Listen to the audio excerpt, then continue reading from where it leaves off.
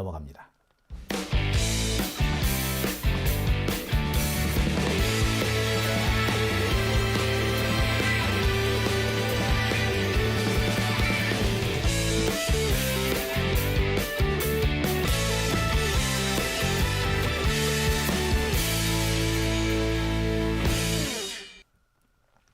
오밤중의 뉴스 함께하고 계신 지금 시각 12시 30분 지나고 있습니다. 아유, 이제 막 혀도 막 꼬이고 그러네요. 자, 개총수도 지금 방송 껐다고요? 야, 이 축구한테는 안 되나 보다. 특히 4강전 가니까 사람들이 또 그쪽으로 많이 보시네요. 페널티킥 났다고 그러니까 뭐 반칙 맞구만 뭐 이러고 야, 참, 이거 보시라니까. 자, 그러면 오늘 준비한 세 번째 주제로 넘어갑니다. 세 번째 주제는요, 오늘의 거의 핵심 주제, 메인 이벤트, 메인 테마라고 해도 과언 아니겠습니다. 검찰 정권 탄생 책임 누가 져야 하나입니다. 자, 제가 이 이야기를 하는 이유는요, 이명백 공관위원장이 오늘 아주 좀 강한 얘기를 한마디 합니다. 공천관리위원장은 보통 이렇게 강한 표현에 강한 어조의 얘기, 특히 논란이 될 만한 얘기는 거의 안 하는 게 상례였죠. 왜냐하면 이 공천과 관련해서 이런저런 뒷말이 나올 수 있기 때문에 그 뒷말을 최대한이라도 줄이려면은 이 공천관리위원장이 입을 다무는 게 지금까지 대체적인 관례였습니다. 근데 이번에 이명백 위원장이 아주 강한 어조로 아주 충격적인 발언을 하나 했습니다. 검찰 정권의 탄생에 책임이 있는 자, 이 책임이 있는 자는 사퇴해라. 검찰 정권 수립에 탄생에 책임을 져야 될 자가 이번에 또 공천 신청했더라. 알아서 물러나라. 난리가 났죠. 도대체 누구야 그러면? 검찰 정권의 탄생 책임자. 검찰 정권 탄생 책임은 누가 져야 하는데 누구 보고 한 얘기야? 왔다 갔다 많은 얘기들이 나올 수밖에 없는 상황이었습니다. 자, 오늘 제가 준비한 얘기는 바로 이 얘기입니다.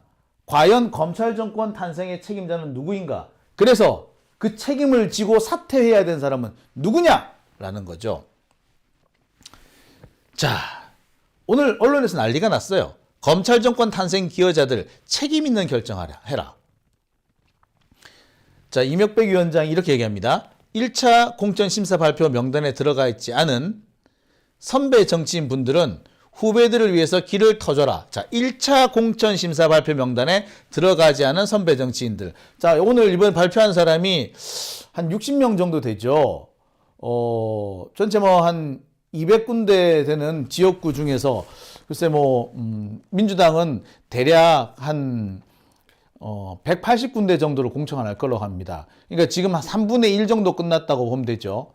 그런데 오늘 1차 공천 발표에서 빠진 사람, 특히 이른바 중진이라고 하는 사람들 중에서 많이 빠졌어요. 도대체 왜 빠졌지? 자, 그 사람들에 대해서 얘기합니다. 후배들을 위해서 길을 좀 터줘라. 그 다음에 본의 아니게 윤석열 검찰 독재 정권 탄생의 원인을 제공한 분들 역시 책임 있는 자세 보여주기 바란다. 자, 이거 중요한 얘기입니다. 정리 다시 한번 해볼게요. 1차 공천 심사 발표 명단에 들어가지 않은 선배 정치인들 중에서 후배들을 위해서 길을 좀 터줘라. 윤석열 검찰 독재 정권 탄생에 책임이 있는 사람들, 원인 제공하는 사람들 책임 있는 자세를 보여줘라. 윤석열 독재 정권 탄생의 원인 제공자, 일단 윤석열을 검찰총장으로 추천한 사람들이겠지. 두 번째, 윤석열 검찰을 통제하지 못한 사람이겠지. 세 번째, 대선 과정에서 엉뚱한 이상한 소문이 나게끔, 특히 대장동 관련된 이런 사건이 퍼지게끔 이런저런 문제거리를 만든 사람이겠죠. 그러니까 대장동 사건에서 단순히 의혹을 제기하는 수준이 아니라 이른바 사실 말해 음모를 짠 거나 다름없잖아요. 그래서 뭐 자기들이 자료를 얻어가지고 자기들이 언론에 갖다 뿌리고 특정 언론에 보도가 되니까 그걸 온 동네 다니면서 떠들고, 심지어 특정 언론 동아일보 같은데 계속 자료 주면서 퍼뜨렸던 사람, 이런 사람들 책임지라는 거지. 윤석열 검찰총장이 앉도록 적극적으로 밀어준 사람 있지? 걔들 책임지라고. 그 다음에 윤석열이 검찰총장을 할 때 제대로 통제 안 한 사람 책임지라고. 이 얘기를 한 겁니다. 자, 이 얘기 나오니까 술렁술렁합니다. 그럼 누가 책임을 져야 되지? 누구야? 누군데? 자, 제일 먼저 나오는 사람이 사실은 임종석이죠. 검찰 정권 탄생 책임져야 한다라는 얘기가 나오니까 제일 먼저 거론된 사람이 임종석입니다. 그 다음에 노영민이죠. 근데 노영민보다 임종석이 더 많이 거론이 돼요. 그러니까 임종석은 아마 본인이 되게 뜨끔했나 봐. 누구 탓하면 아픔만 반복된다 라는 식으로 얘기를 한대. 아니, 누구 탓을 하는 건 아니죠. 책임질 사람은 책임져야지. 누구 탓하면은 가슴만 아프지만 그 책임을 질 사람은 책임은 져야 되는 거 아닙니까? 이런 식으로 하면은 가슴 아파도 나갈 사람은 나가줘야 되는 거 아니야. 아니, 그런 식으로 따지면은 뭐 이재명 대표한테 책임을 떠넘기면서 선거제도 빨리 결정하라고 뭐 그렇게 한 것도 사실 바른 태도는 아니지 않습니까? 왜 이재명한테 다 탓을 돌리려고 그래? 대선 책임은 이재명이 져야 된다. 이 얘기는 또 왜 나오는데? 분열의 책임은 이재명이 져야 한다. 사법 리스크의 책임은 이재명이 져야 한다. 그것도 다 하면 안 되는 얘기 같잖아요. 그죠? 임종석 이 사람이 이런 얘기 하면 안 돼요. 그죠? 그리고 이 양반 본인이 정계 은퇴한다며. 근데 왜 갑자기 또 복귀해? 정계 은퇴한다고 나간 지 얼마나 됐다고 또 복귀해? 이것도 좀 이상한 얘기 아닌가요? 그죠? 자, 그런데 이 보도가 나간 지 얼마 지나지 않아서 이명백 위원장이 임종석은 아니야. 임종석은 그렇게 핵심적으로 기여한 사람도 아니야. 뭐 이런 얘기가 나온 겁니다. 이런 얘기 직접 해요. 걱정할 필요 없다라고 얘기합니다. 임종석은 아니다. 임종석인 같다라고 해서 임종석 본인도 진짜 뜨끔해서 쩔쩔매는 소리를 했는데 임종석은 아니야 라고 했다는 거야. 진짜야? 야, 참 당황스럽죠. 누가 봐도 임종석 얘기한 것 같은데 노영민 얘기한 건데, 임종석 그렇다 치더라도 노영민은 분명히 뺄래야 뺄 수 없는 사람인데 어떻게 이런 얘기를 하죠? 자, 그런데 여기서 몇 가지 좀 짚고 넘어갈 게 있습니다. 임종석과 노영민이 거론되니까 갑자기 추미애 장관을 물고 늘어진 사람이 있어. 아니, 추미애 장관은 윤석열과 싸우기 위해서 정말 최선을 다한 사람이잖아요. 근데 왜 추미애 장관이 책임을 져야 된대? 이거 정말 희한한 얘기인데, 추미애 장관이 윤석열을 키워줬다. 윤석열을 키워줘서 결과적으로 뭐 검찰 정권 탄생에 기여했다라고 주장하는 사람들이 있어. 아이고, 웃기고 있네. 추미애 장군처럼, 추장군처럼만 열심히 싸워줬어도 윤석열 정권 안 생겼어. 추미애 혼자 싸우니까 이 상황이 생긴 거 아니야. 그러니까 추미애가 혼자 싸우게끔 뒷짐지고 있었던 놈들, 그런 놈들이 책임지라는 거 아니에요? 그 뒷짐지고 있었던 놈들 중에 임종석, 노영민이 포함되는 거 아니야? 아니, 추미애를 고립시킨 사람이 노영민 아닌가요? 자, 그러니까 사실 임종석, 노영민이 책임지라는 얘기가 나오는 거지. 특히 노영민 같은 경우에는 윤석열 징계 소송, 징계 때 그때 보면은 그 정직 2개월인가밖에 안 나오잖아. 우리 되게 열받았잖아요. 당연히 목을 잘랐어야 되는데 2개월이라니 말이 돼. 특히 1심 판결에서 뭐라고 났습니까? 정직 2개월은 너무 싸다. 공직에서 배제됐어야 했다. 이렇게까지 하는 판결까지 나오지 않았던가요? 자, 그런데 그러면 정직 2개월을 누가 종용했느냐? 노영민이거든, 사실. 정직 2개월 될 것 같다. 윤석열 징계는 정직 2개월에 그칠 것 같다라는 보도가 어디서 나온 줄 알아요? 맨 첫 번째 나온 게 처음 청와대에서 나왔어. 그 청와대에 나오는 얘기가 뭐다? 청와대 민정비서실이랑 그냥 민정비서실을 통해서 나왔어. 다 비서실장 입으로 나온 거예요. 그때 노영민이었거든. 이 사람은 책임 못 피해요. 그러니까 지가 지금 걸릴 것 같으니까 괜히 추미애 장관한테 떠넘기는 거죠. 하여튼 간에 여하튼 이명박 위원장은 임종석, 노영민, 추미애는 아니다 라고 확실하게 얘기를 해버립니다. 그럼 도대체 그럼 누군데?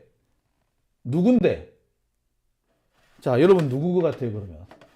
자, 제가 그래서 과연 누군지를 놓고 여기저기 전화를 돌려봤습니다. 이명박 위원장이 나가라! 책임지고 나가라! 니들은 공천 못 준다! 라고 했던 사람은 누구냐?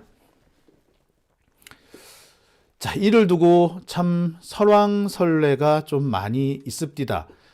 이명박 위원장 스스로가 입을 다물고 있기 때문에 누군지는 정확하진 않아요.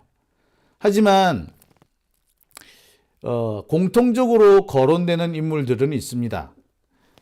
우리가 보통 알고 있는 일단 임종석은 아닌 것 같아요. 예, 임종석은 아닌 쪽으로 다들 결론을 냅니다만 노영민은 맞는 것 같다라는 의견이 더 많습니다. 제가 보기에도 노영민은 맞는 것 같아요. 이명박 위원장이 노영민하고 임종석은 아니다라고 말한 이유는 그거는 자기가 이렇게 말을 했는데 누가 딱 지목이 돼버렸잖아. 그런데 맞는 사람도 있고 안 맞는 사람이 있어. 그러면은 누구는 맞고 누구는 아닙니다 이렇게 말할 수가 없잖아요. 그러니까 정말로 꽉 지목이 돼버리잖아. 그러니까 어떻게? 아니에요. 그 사람들 아니에요. 라고 그냥 뭉뚱그려서 부인한 거다. 요렇게 해석을 많이 합디다. 자, 그러면 그래서 결론이 누군데? 일단 제가 확인한 바로는 그래요. 특정인을 지목을 하기도 했지만 특정인보다 특정 세력을 지목했다라고 보는 게 더 정확해 보입니다.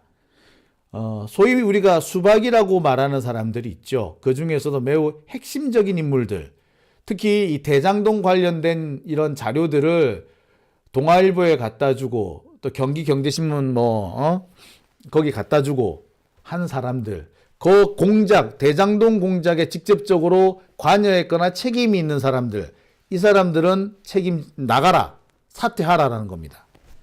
누구겠어요, 그럼? 네, 윤영찬이죠. 윤영찬, 그 다음에 양기대, 이런 사람을 말하는 겁니다. 자, 그 다음에, 아까도 몇 분 나왔던데, 전해철계를 지목을 하고 있습니다. 그러니까 전해철계가 사실 그동안 이재명 대표를 가장 괴롭힌 사람들 중에 한 사람이었고, 또 추미애 장관을 제일 고립시켰던데 적극적으로 나섰던 사람도 전해철이다라는 얘기도 있습니다. 또 지금 검찰 정권에서 윤석열 얘네들이 제일 믿고 따랐던 사람도 전해철이라고 합니다. 정말 놀랬어요.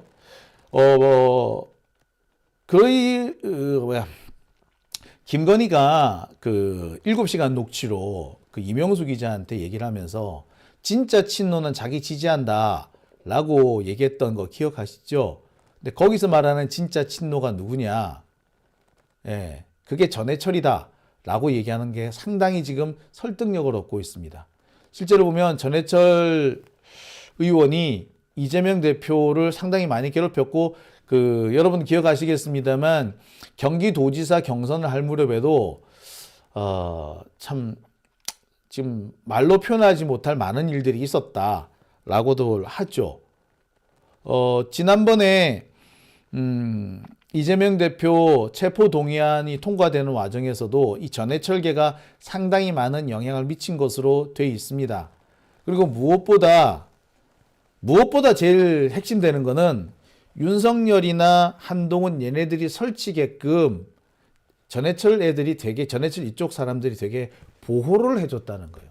윤석열이 그 자리에 올라갈 수 있도록 적극적으로 추천한 사람이면서 동시에 윤석열이 조국 전 장관 죽이고 추미애 장관 죽이고 그 난리를 떨 때 가장 앞장서서 조국이나 추미애를 보호하는 게 아니라 오히려 윤석열을 쉴드 쳐줬던 사람도 전해철계라고 합니다.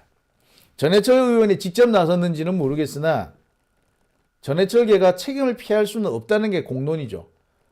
전해철계는 지금 경기도 지역에 주로 많이 분포되어 있습니다. 경기도 쪽에 있는 국회의원들 상당수가 여기에 해당될 거라 그래요. 자, 그러면 전해철이 왜 친노 핵심인데요? 노무현 대통령이 2009년 이명박 때 대검 당시 중수부에 소환대 갈 때 당시 함께 참석했던 변호사가 2명 있죠. 3명이 있죠. 한 사람이 문재인, 한 사람이 곽상원, 또 나머지 한 사람이 전해철입니다. 전해철은 민정비서관도 했죠. 검찰 정권 내부에서, 검찰 내부에서도 전해철을 민정비서관 시절부터 전해철을 졸졸 따라다니는 사람이 제법 있었대나 봐. 그러니까 검찰은 전해철하고 모종의 어떤 협약 같은 걸 맺었을 수도 있다. 이런 얘기가 그래서 나오는 겁니다. 민정비서관 시절 때부터 검찰을 통제를 하여튼 좀 그랬대. 그러니까 전해철을 통해서 들어오는 라인이 있었던 거야. 검찰 라인이 있었던 거예요. 그래서 전해철 라인. 예. 그리고 나오는 얘기가 정세균계. 정세균계는요, 윤석열하고 추미애 장관이 정면으로 충돌을 했을 때, 그래서 추미애 장관이 윤석열의 징계 처분 내리고,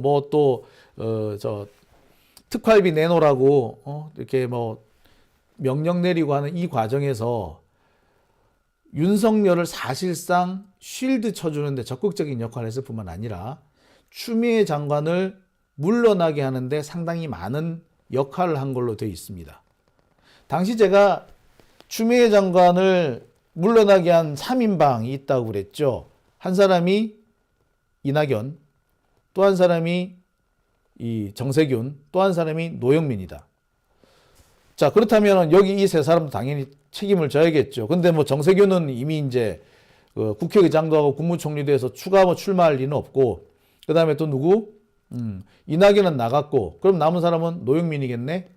자, 그러면 정세균은, 이른바 정세균계로 불리는 사람들 중에 일부가 책임을 져야 된다는 거죠. 자, 그러면 정리 한번 해볼게요. 소위 말하는 수박 핵심들 몇 명, 양기대, 윤영찬, 이런 사람들, 그 다음에 정세균계에 해당되는 몇몇 분들, 그 다음에 전해철계에 속하는 몇몇 분들. 전해철 같은 분은 또 꽉 찍힌 거지. 자, 그럼 이걸로 끝이냐? 아니요. 여기에 추가로 거론되는 사람이 있습니다. 윤석열이 이렇게 설치일 수밖에 없게 만든 이유 중에 하나가 추미애 장관 이후 후임자였던 박범계 장관이 제대로 못했기 때문이라는 주장도 나와요. 박범계 장관이 한명숙 총리 모해 위증 교사 사건, 이 사건을 어떻게 처리한지 여러분 보셨죠? 뭔가 하는 것 같지만 실질적으로 아무것도 안 됐잖아. 아무것도 안 되는데 자기는 뭔가 한 것처럼 보여요. 하지만 실질적인 효과는 하나도 없었어. 뿐만 아니라 분명히 통제를 해야 하는데 제대로 통제를 안 했다라는 그런 인상을 지울 수가 없죠. 흐물흐물하다라는 얘기가 왜 괜히 나왔겠습니까? 뿐만 아닙니다. 이번에 특활비 날라가는 특활비 삭감하는 문제와 관련해서 제일 뜨뜻미지근한 입장을 취했던 것도 박범계 장관이었다고 그래요. 자, 이렇게 되면 박범계 장관 역시 책임을 져야 되지 않겠어요? 무능하다라는 이미지가 너무 많지 않습니까? 자, 그렇게 검찰 정권을 이렇게 탄생에 큰 기여를 했는데 막상 한동훈 툭 하면은 박범계 물고 뜯고 하지 않았어요? 쪽팔리는 줄 알아야 될 거 아니야. 자, 지금 그 검찰 독재 대책위원회 요 투쟁 대책위원회 위원장이 원래는 박범계 의원이었어요. 그런데 얼마 전까지 검찰 독재 투쟁위원회 여기가 거의 활동을 안 했어. 개점 휴업 상태였어요. 그 왜 그렇겠어? 자, 여기에 한 사람이 더 보태집니다. 박용진. 박용진 같은 경우에 결정적인 순간마다 검찰 편을 들어줬다. 그래서 결정적인 순간마다 추미애를 곤란하게 만들었고 조국을 위기에 빠뜨렸으며 이재명을 상처를 입혔던 사람이 박용진이다.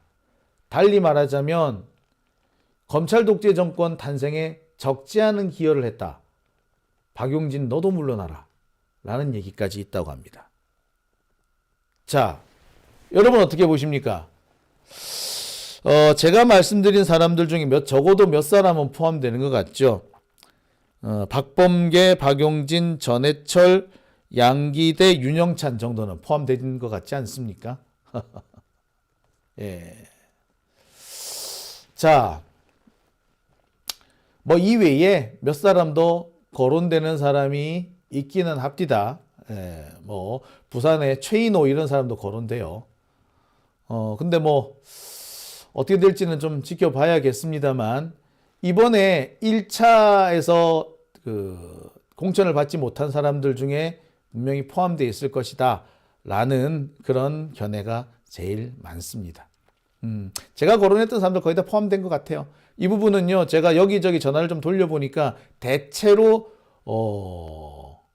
이렇게 공통분모로 확인되는 사람들이다 라고 보시면 되겠습니다.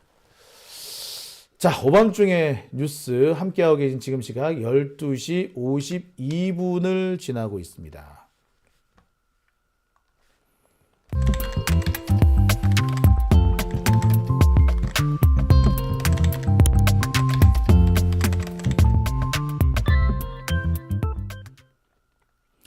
자, 댓글 한번 볼까요?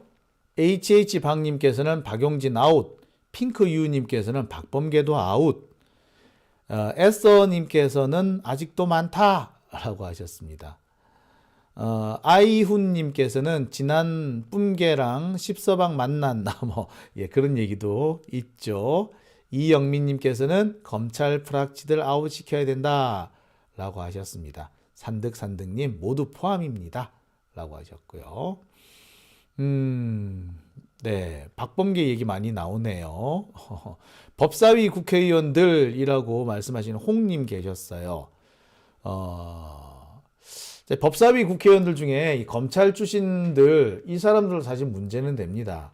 뭐 송기헌이라든지 소병철 그다음에 오늘 제가 거론하진 않았습니다만 이소영이라든지 김한규 이런 사람을 거론하는 분도 제가 봤어요.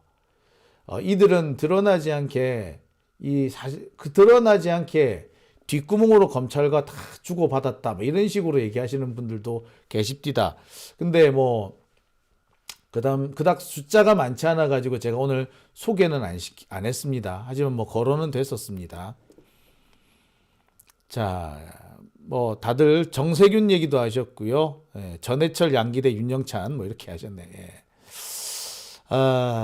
대충 더 비슷한 것 같습니다. 저만 보는 거 아니고 다들 같이 보는 것 같아요. 윤호중 얘기하시는 분도 계시고요. 기동민 얘기하시는 분 있어요. 기동민 얘기도 제가 좀 들었습니다. 근데 기동민 같은 경우에 특히 뭐가 문제가 되느냐면 우리가 그때 2022년 3월에 우리 검찰개혁법 문재인 대통령 퇴임하기 전에 검찰개혁법 통과시키자라고 했을 때 제일 어깃장 많이 넣은 사람이 기동민이었어요. 그래서 검찰하고 뭔가 뒷거래가 있는 게 아니냐라는 의심 많이 받았습니다. 기동민 얘기도 사실 참 많이 나왔어요. 제가 빠뜨렸네요. 예, 기동민 얘기도 많이 나왔습니다. 기동민도 재선 의원이기 때문에 이번에 기동민이 아마 제가 알기로는 공천 못 받, 1차 공천 명단에는 빠진 걸로 알고 있거든요. 예. 김한규, 이소영도 1차 공천 명단에서는 빠졌습니다. 박광원 얘기도 나오더라고요. 근데 박광원 얘기가, 근데 박광원 같은 경우에는 이번에 그 1차 공천 명단에 포함이 된 걸로 알아요. 네. 자, 이 백마 장군님께서는 법사위가 박용진 때문에 넘어갔다라고 하셨어요. 예, 사실 그게 정설이죠. 박용진이 본인 스스로 법사위 넘겨줘야 된다라고 자기가 먼저 제안했다라고 하시는 뭐 그런 분들도 계시죠. 제가 보기에도 그건 더 많습니다. 네. 자, 뭐 이외에 홍영표 얘기하신 분도 계시고요. 예. 홍영표가 전해철 라인이다 뭐 이런 얘기도 많이 하시죠. 뭐 그렇습니다. 예.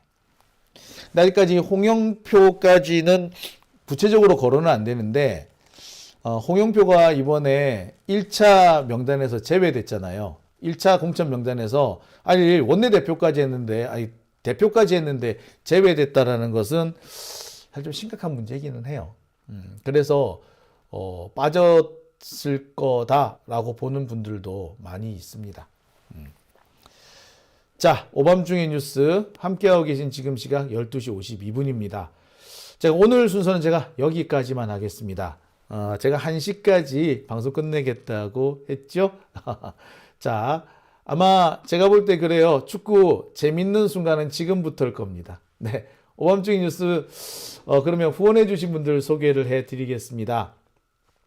조수님, 강대열님, 박영미님, 그 다음에 임순만님, 라영희님, 김정진님, 정윤정님, 그 다음에 최정님 이렇게 후원해 주셨습니다.